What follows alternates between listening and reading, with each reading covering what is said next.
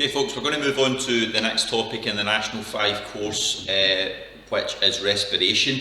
Respiration is basically the chemical reaction that goes on inside your cells to generate energy, and they need a supply of a couple of things, and they produce a couple of things as waste products. Now, we learned about this in second year, and the basic word equation for respiration is glucose,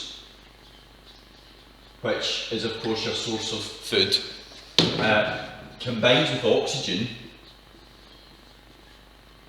which is the reason why we need to breathe oxygen in to survive. And the two things that are produced as waste products are carbon dioxide, that's why we breathe carbon dioxide out, and water. Now the most important product, if you like, or the thing that is generated is energy. That is the whole point of respiration, is to generate energy. Now, energy is produced in the form of molecules of something called ATP. So anywhere you see ATP, it just refers to energy being released. It's released and it forms these molecules. And we'll learn a bit more about them at higher, but as long as you can associate ATP with the generation of energy. Remember, of course, respiration, or certainly aerobic respiration, takes place in the mitochondria. That's a good wee check back to your cell structure content. So respiration, certainly aerobic respiration, which we'll come to in a little second, takes place in the mitochondria. In actual fact, that process is known as aerobic respiration as well, for the reason that it involves oxygen. So when you see the word aerobic, it refers to involving or needing or requiring oxygen. So we're going to look at these processes in a little bit more detail. At National 5 level, we have to know a little bit more, not a lot more, but a little bit more. And then we're going to go on to talk about the type of respiration that occurs when there is no oxygen. When there's no oxygen present, things happen slightly differently. Okay? So, as with all these videos, I say the same thing each time, but really the way to use these is to keep pausing and rewinding and rewatching. I don't expect you to take all of this in the first time you watch the video. That wouldn't be reasonable. I'm only going to be talking for 6 or 7 minutes. So you watch it a few times, you take in each little part of it, you pause, you rewind, you rewatch. So, aerobic respiration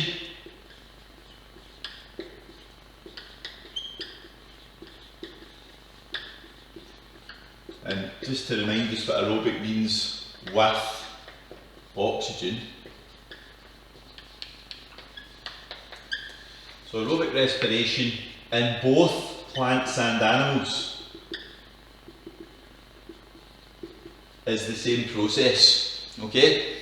So, firstly, glucose, as I told you earlier on, we start with. What we do need to know though is how it actually is broken down into carbon dioxide and water. So the first thing we learn is it's broken down into a molecule of pyruvate. And that process releases 2 molecules of ATP.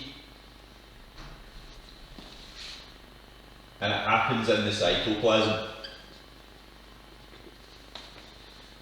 The pyruvate molecules are then broken down into carbon dioxide and water. And that releases lots of ATP.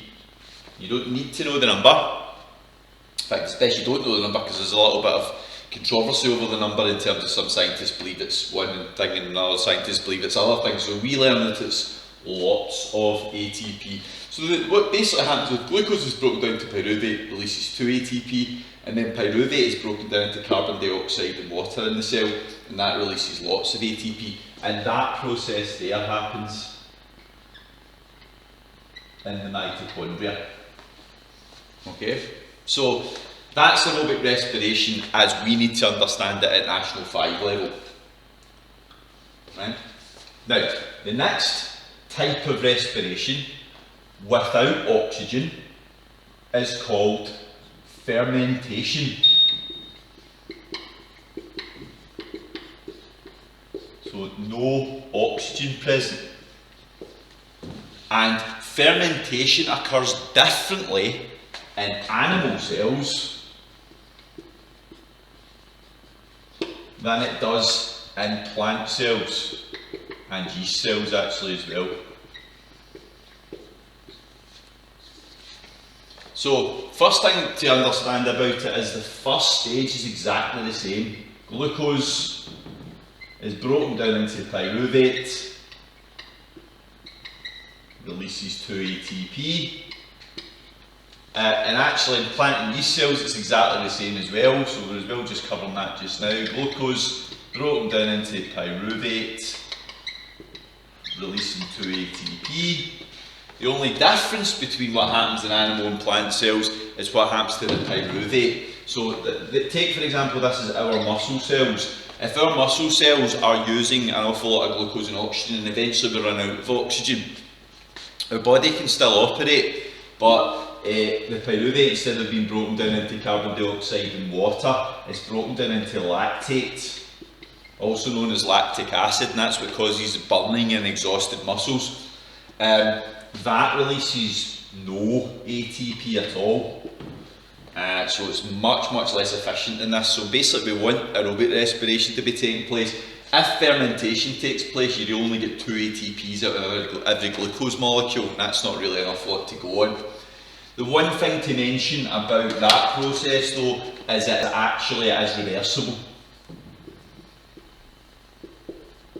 So, and as you probably know, anybody that's had lactic acid or lactate build up in your muscles, you find that the pain it causes starts to fade away eventually, and that's because the process is reversible.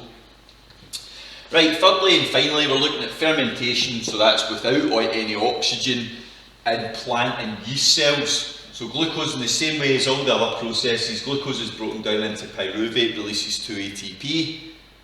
In this case the pyruvate is broken down into ethanol, so alcohol, and CO2, and again no ATP is released.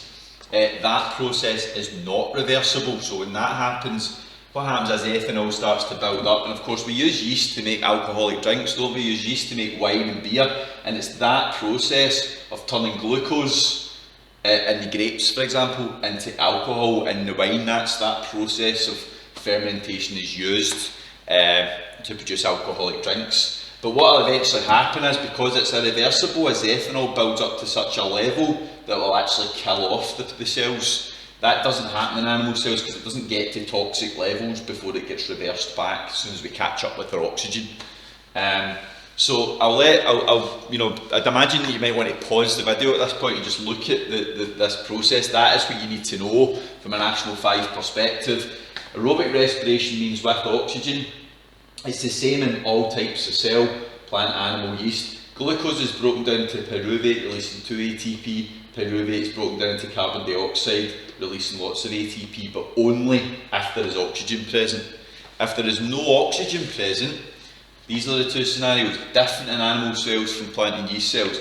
Animal cells, glucose is broken down into pyruvate, releases 2 ATP, exactly the same as there and there. But instead of the pyruvate being broken down into carbon dioxide and water and releasing lots of ATP, instead pyruvate gets broken down into, or converted into, lactate, releasing no ATP. But remember, that process is reversible. In plant and yeast cells, again we've got a third different scenario. First bit's the same though, glucose is broken down to pyruvate, releases 2 ATP, but the pyruvate in this case in plant and yeast cells, if there is no oxygen, will be broken down into ethanol and CO2, and again no ATP, but that is not reversible. And that's us. That really is as far as you need to be at National 5 level for respiration. So as I said, watch the video a few times, try and take in each step. There'll be a homework, there'll be a mind map, there'll be an essay going up online for you this coming week. Right.